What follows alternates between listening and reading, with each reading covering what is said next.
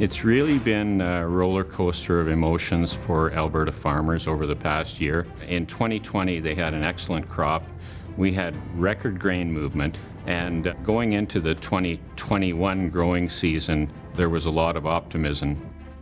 Over the past year, we've seen a bit of a perfect storm in terms of the pandemic, the extended drought conditions, and the government of Alberta actually pulling out of some services. And our response has been to be proactive, pick up some of those services where we see that they're necessary for farmers. We've responded to those changes, and that's been a credit to our staff and our board of directors in supporting us in doing that.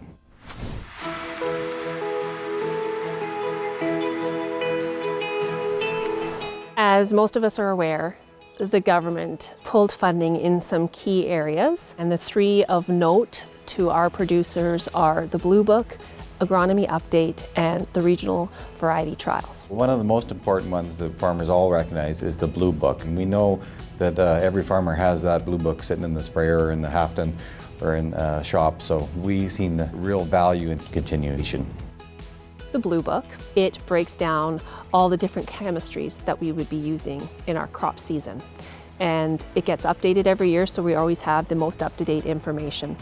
We as a commission took that on and have created an excellent system for pre-ordering for our farmers. So that's something of note and of value that I think we can be really proud of, that we took that on in collaboration with the rest of the Team Alberta commissions, Alberta Wheat, Alberta Canola, and Alberta Pulse. It was quite a quick turnaround to get the Blue Book into production and to figure out how to order it and how to get it in farmers' hands. Now that farmers have control of that Blue Book, there's the ability to make changes to the Blue Book. I think you'll see that the Blue Book become more and more personalized to Alberta farmers.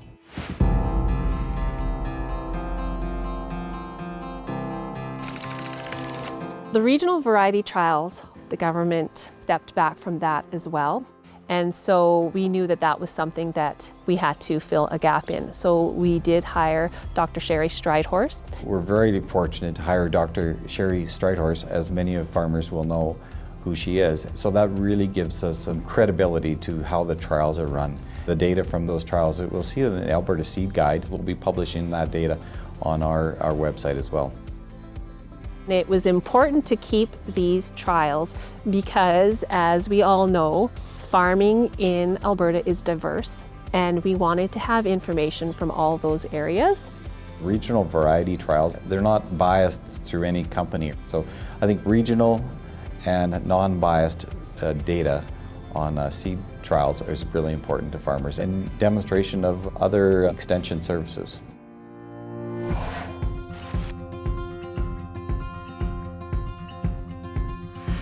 Agronomy Update is an agronomy conference that has been held for a number of years. Again, we collaborated with the other members of Team Alberta running and organizing that event. We see agronomists all across the province that come to that meeting, and what I see value is when agronomists get together and they can share that information, then they learn, and then they take that learning and share it with the farmers that they work for. See, the Agronomy Update is quite a big project for the Alberta Wheat Commission, led by Jeremy Boychin. We do, spend almost 50% of our budget on research, so it's a way to share, get some of that information that we've learned from our research teams, and making sure those projects can be highlighted, and we can customize the Agronomy Update and have more control of that agenda.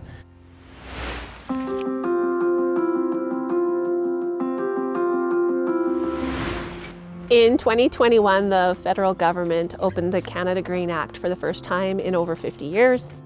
It's a legislation for how the Canadian Grain Commission operates. This is an important file for our farmers, and it's our opportunity to help get some real change in a pretty archaic program. And so we have begun being part of that consultation process. The current review gives us an opportunity to redefine the role of the Canadian Grain Commission and what the government does and what they don't do. For example, the Canadian Grain Commission role as an administrator and reviewer of export standards.